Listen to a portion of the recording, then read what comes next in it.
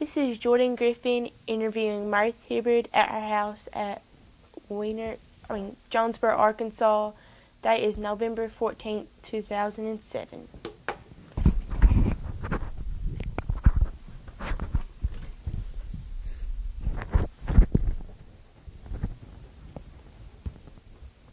Do you remember anything about Legon Hut?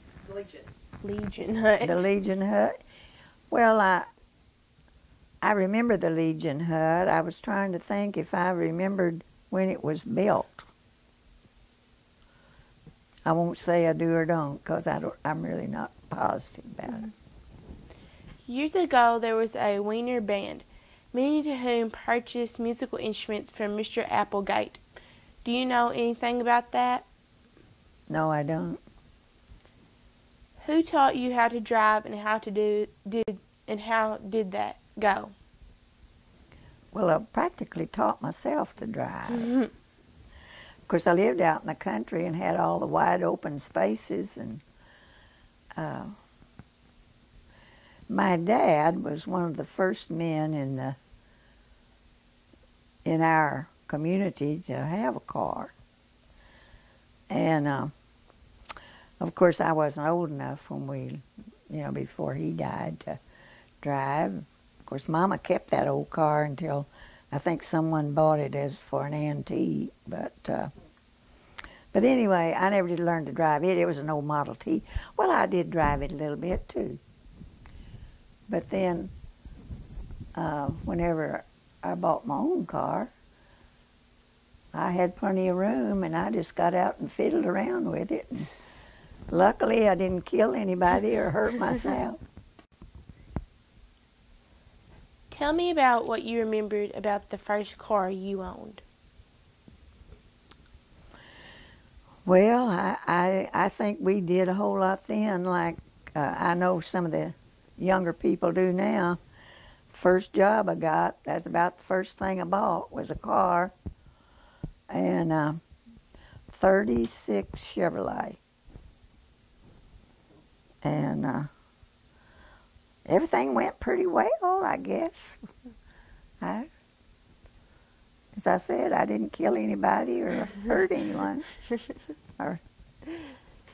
Tell me about someone you admire or looked up to when you were young.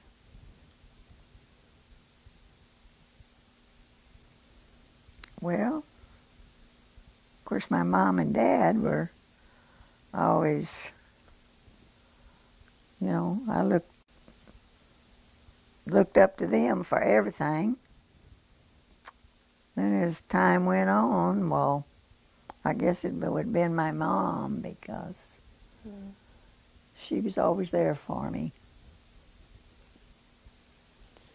What is your most vivid memory about World War II? About World War II?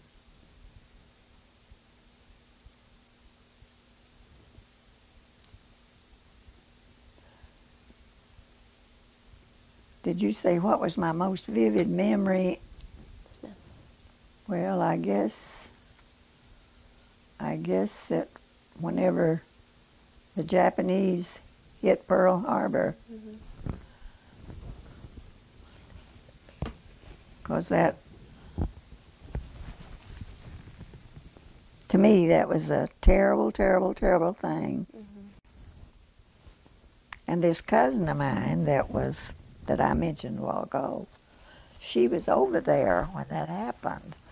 And of course, we were wondering if she was okay, and which her family heard from her pretty shortly that she was. But did she get in on taking care of some of those? Oh, yeah. What did she say about that? Oh, she worked, when that first happened, she worked 36 straight hours. And she said that, she just got so weak. I think she finally fainted. And so I think they put her to bed for a little while and got her revived, and she went right back. But she said it was awful, just awful. Tell me about a story, something you associated with that at that time. Well, really, about her being there and wondering if she was okay was, I guess, the most important thing to us right then. Mm-hmm. Do you remember where you were at when you heard about Pearl Harbor? Well, I was at home that Sunday morning, and we had the radio on, and it came on the radio.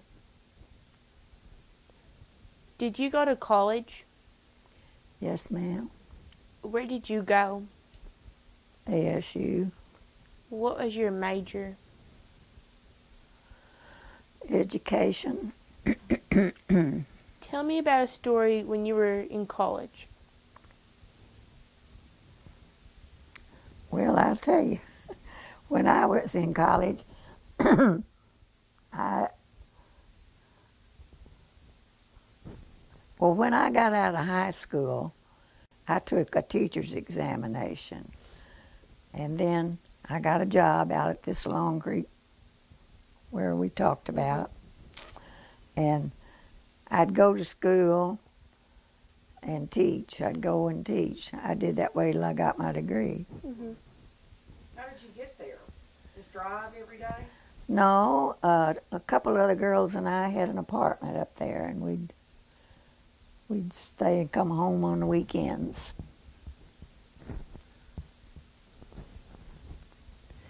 What did you do after college? What? Well, I just kept a teaching school. Tell me a story about something that happened to you at one of your first jobs. My first what? Could you tell me a story that happened to you at your first job?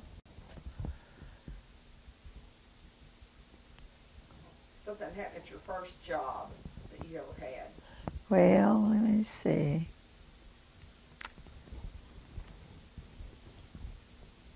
Well, I taught out there at Long Creek. I had the first 3 grades. And at first, we just still had this one room. And we had a big, heavy curtain that we, put over. I guess it was practically in the middle of the room. But they're O.C. Bakers. You don't know, Patricia, whether you knew O.C. or not. Heard of that name. Well, anyway, her husband was teaching the upper grades. And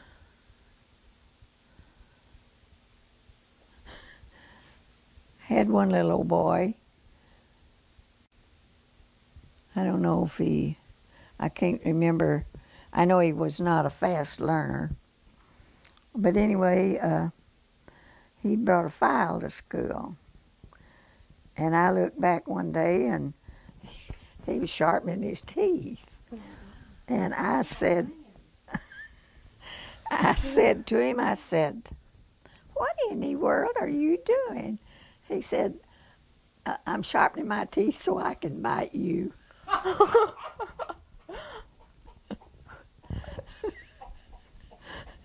Well, I don't remember what happened from there. I don't know if Mr. Baker may have come in and taken care of the, because he kind of took care of the discipline. But, he wasn't acting up or anything. He was just sharpening his teeth. That was one of the funny things. How did you meet your husband? Well, we were in school together, high school together.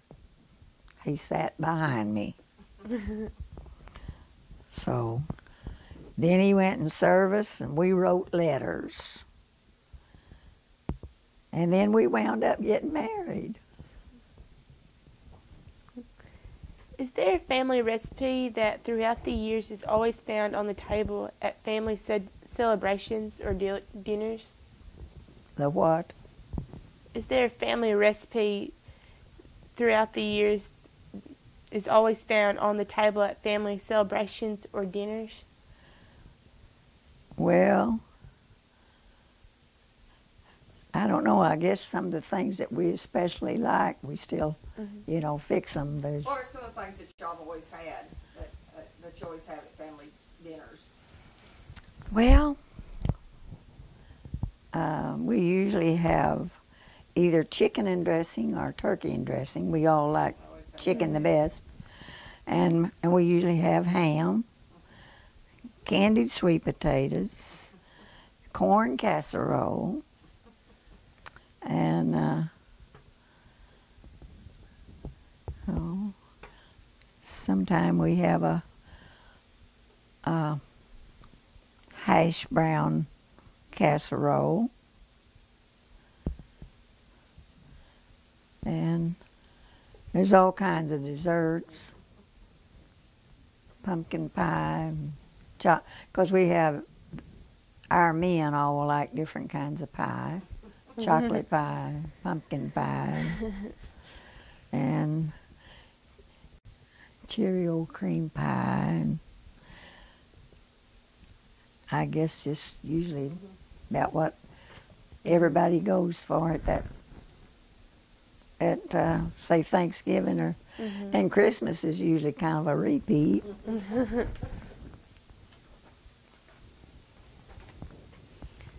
Tell me about something you have that has been passed down through your family that means a lot to you.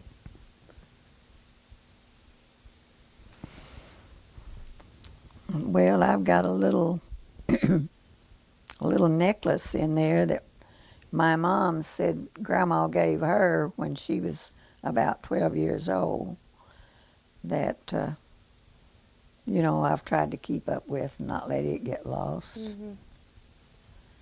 And I also had a mirror and brush and comb set that was Mother's, that Grandma had given her for Christmas back when she was an early teenager. And of course, the comb got away and the brush got away. I don't know what happened to them, but I don't have the mirror now, but I gave it to my niece, and she said, well, she wanted her little girl to have it, so she'll take care of it, and it'll be with us a while longer. Are there any stories associated with this object? With what? This object. With those things. It's just sentimental, just that they were Mother's, and that she'd had them so long. Tell me what you remember about the business that were in Weiner when you were young. Well, you know, I wasn't around Weiner a whole bunch. What about when you came there to high school? What do you remember there being uptown or in the town part? Well, I remember the Wofford store, and what did they have? They had a grocery store. Okay. And then Miss Dinsmore's 10-cent store, and the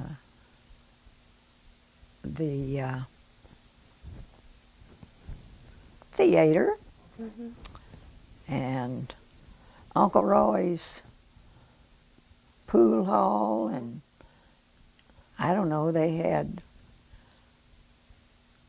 well, I think a long time ago they used to serve ice cream sundaes and stuff like that. They didn't do that whenever I was there.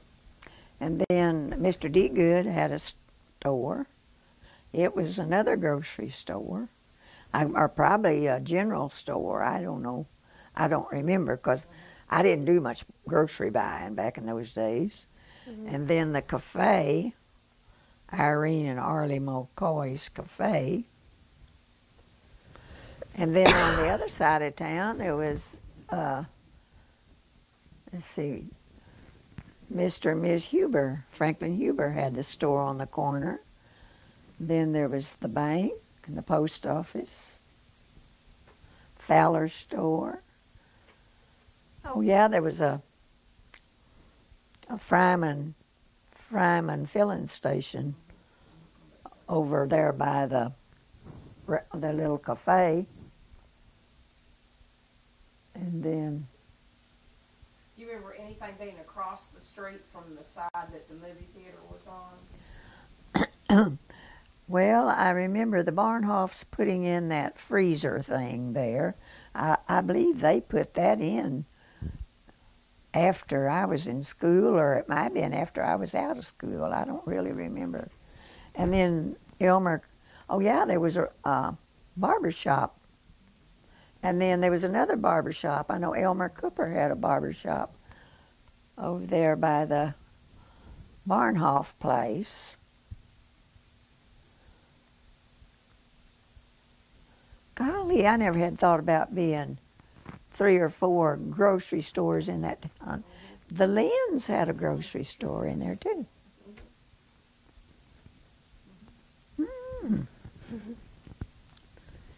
Do you have any stories about the people who own those businesses, or about something that stands out in your memory about any of them? Well, I remember the story about Walter Cahoon worked in Wofford's store, I believe. Now, that's the way the story went. Kind of hate to tell these. They might not be true. But anyway, somebody went in there and asked him for some macaroni seed. Well, it was kind of disturbing to Walter, but but he didn't want to tell them he didn't have them. Macaroni seed, yeah. Have you not heard that story, Patricia? I bet your dad has. I can't remember how that story ended, though. But I know people were really laughing about Walter and his macaroni seed.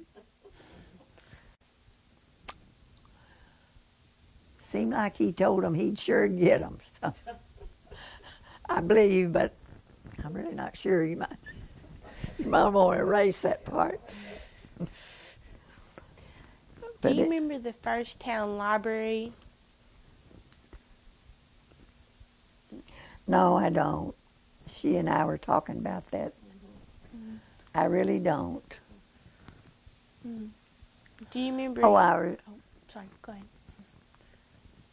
I remember when they put the library in that's there now, but I can't remember those others that have been mentioned. Do you remember hearing about the Wiener Hotel? Yes.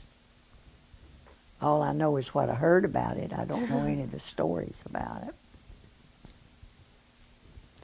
Tell me what you remember about the fear of nuclear war and fallout shelters. Well, I just think we need to be prepared to get to safety. There need to be some safety places, because that's awful. Mm-hmm. Tell me about the first television you remember seeing. Oh. There was a time there at Wiener that they had that men's choir that I think they sang at the Methodist church, and they'd go up to Charles Fowler's sometime and practice. Well, and the guys would usually, maybe we'd make cookies or something for the guys to take up there, and they'd watch Bonanza. And one time I was up there. I don't know what I was doing up there, because I sure couldn't sing. But I was up there, and I guess that was the first time I'd ever seen television. It was up at Charles and Bernice's. Now I want you to tell me about teaching school. Where did you first teach? Long Creek. What was the school like? Well, we didn't have anything but a tablet and a pencil and a book. Mm-hmm. And of course we had chalkboards. But I would go to Newport. I usually took some classes out there on a Wednesday night, I believe it was. And if I got around in time, I'd go by the library out there and check out a few books. I couldn't get a whole bunch, but I'd get a few.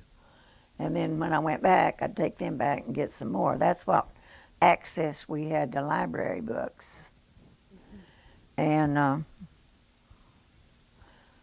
I tell you, it was mostly just learn to read, mostly by sight, because we didn't have any materials to go into phonics or anything like that. It was just mostly sight reading. And but it was good. We didn't have the problems that they have now. That is, from what I hear, everything that so many of the teachers have to keep up with and put up with. Because we didn't have that. The little boy sharpening his teeth was about it. He was kind of a stinker. Tell me about a story about a student that you'll never forget. An experience that I'll never forget. No, a student. Oh, a student. Excuse me. You tell a story about that has to do with the student, and you'll never Yeah. forget the story. You never forget it.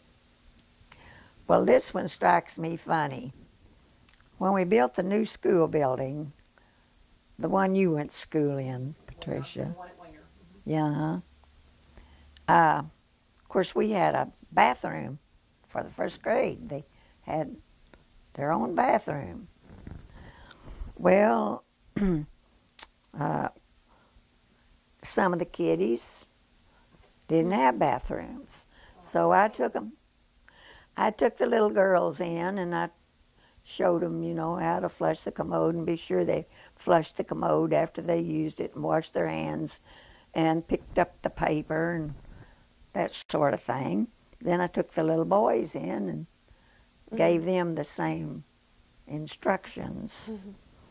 Well, a few days later, can't think that little girl's name, Cooper, Willina Cooper.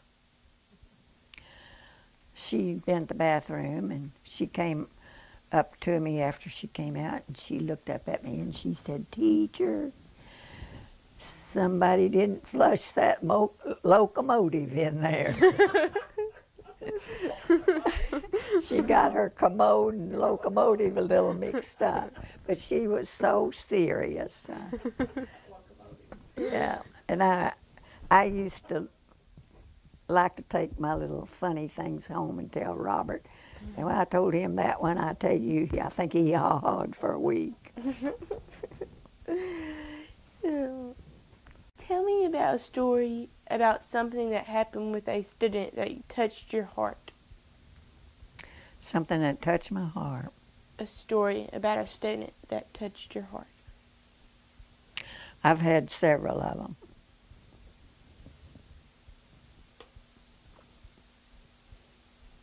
But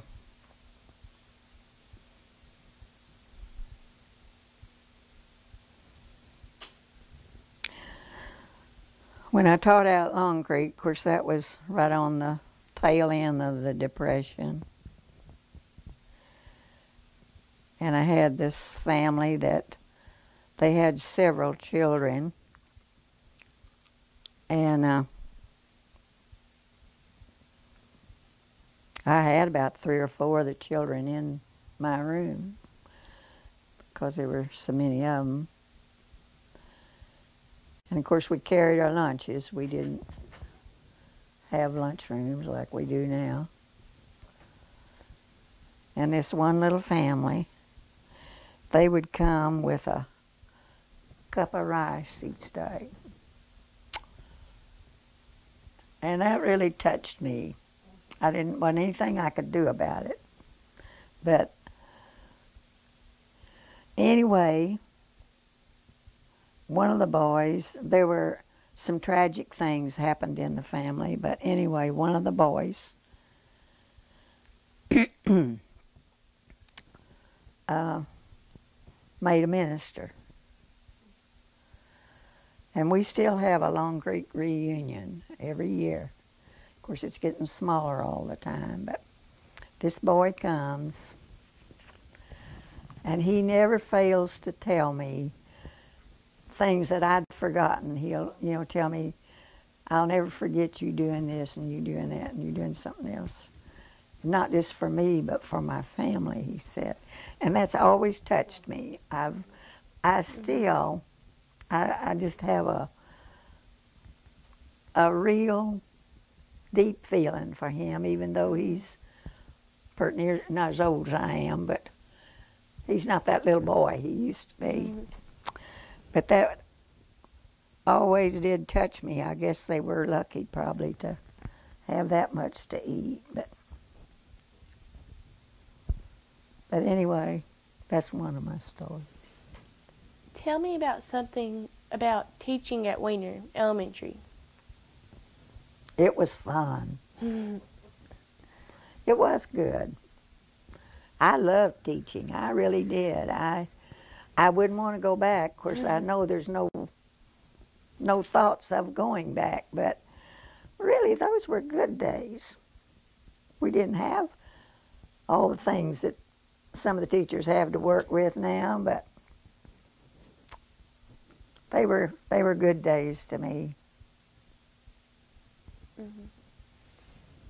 What was the school like? Well, we were just a good, congenial bunch of people down there trying to help those kiddies all we could. I don't know of any of the teachers that were fussy or anything. Could you tell me about the principal? The principal? Well, I always liked the principals. I got along well with them. Who's the principal you remember most down there at Weiner that you worked with, or that was your principal? Well, I guess really that Mrs. Casserman, because I worked with her longer than anybody else, but to me she was a special lady. But you know, I guess I worked closer and longer with her. But I liked them all. What was your favorite thing about teaching? My favorite saying about teaching? Thing about teaching. My favorite thing about teaching? Well, there's a lot of things, but to me, when they learn to read, I had a little girl in Sherwood. She was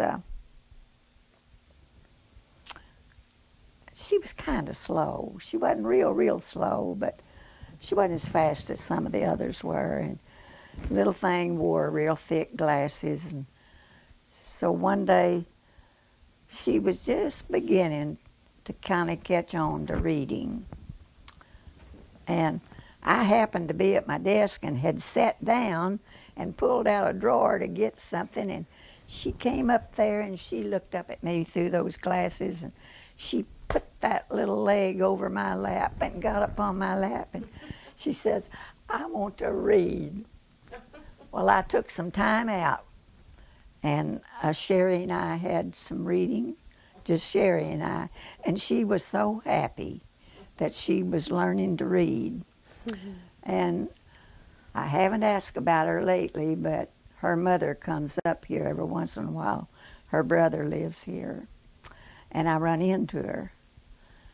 And I think that she turned out, you know, that she learned enough to get along pretty well. But I'll never forget that little thing. She was just so anxious, and I felt so good whenever she could read. What was your least favorite thing about teaching? Well, I never did feel like I did a good job teaching math. I guess it's because math was hard for me. But I never did feel like I did a good job getting math over like I would like for it to have been. What is different about teaching today? Well, I just hear it's report, that you don't have time to teach for teaching tests and reports. I don't know that I'm right, but I have been told that by some of teacher friends. Can you tell me a funny story about something that happened at school?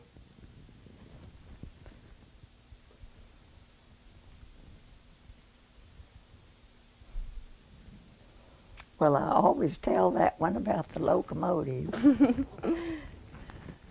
uh, there's been a lot of funny things happen, but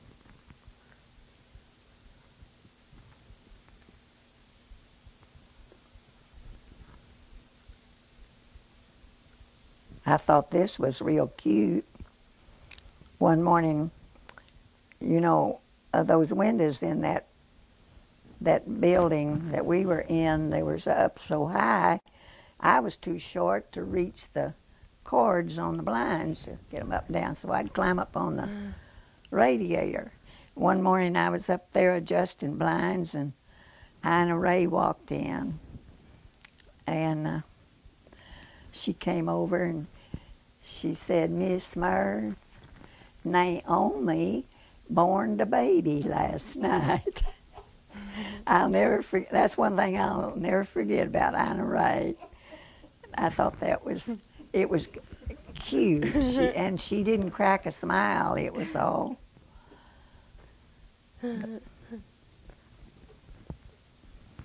Of the inventions or discoveries that have been made in your lifetime, which has been your favorite and why? I like that automatic washing machine.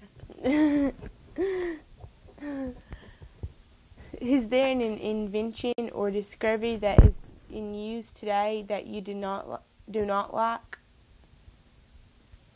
Oh, I guess they're all right, but I sure do like that washing machine. Just go throw that stuff in and push that button. That I don't like. Well, there's some of them I don't have, so I don't know whether I like them or not. But I can't say there's any that I don't like. Other than World War II, tell me about what has been the biggest world event in your lifetime. Well, I guess that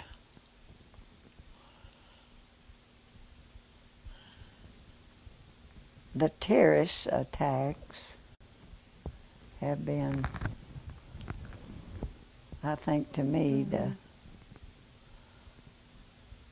worst things that have happened. It affected so many people. Mm-hmm.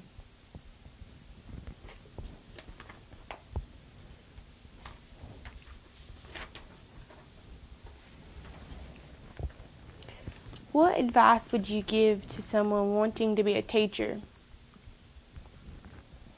Well, first, do you love kids? If you don't, I don't advise you to go after it.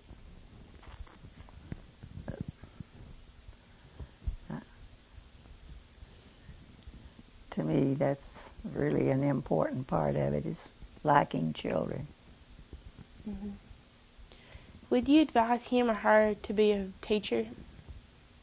Would I advise them to be a teacher? Would you advise people to be young people to go into teaching? If you think it's a career that you would advise someone to go into today?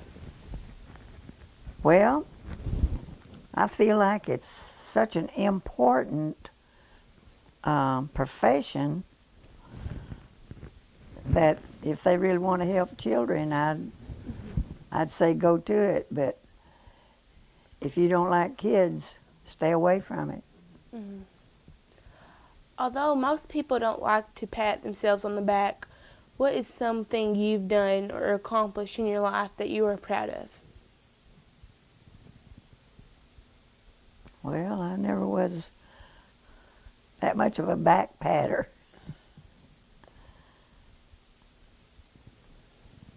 I was proud that people trusted me enough to give me a job of teaching, and I hope that I proved to be what they wanted me to be. Tell me about the biggest lesson that has taught you. Read that again. Oh. Tell me about the biggest lesson that life has taught you. A lesson that would help a young person live a better life. going to come talk to my teenagers, and you were going to tell them a lesson that life's taught you, that if they knew it might would help them lead a better life, what would you tell them?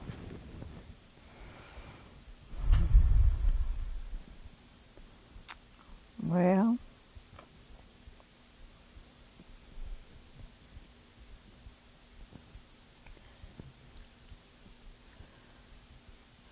I think that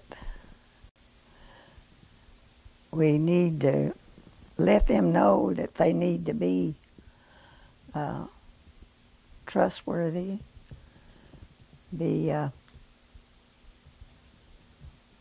and show people they can do. Sometimes they don't get a chance. They're not given a chance. They need to be, I think they need to be given a chance. Mm-hmm.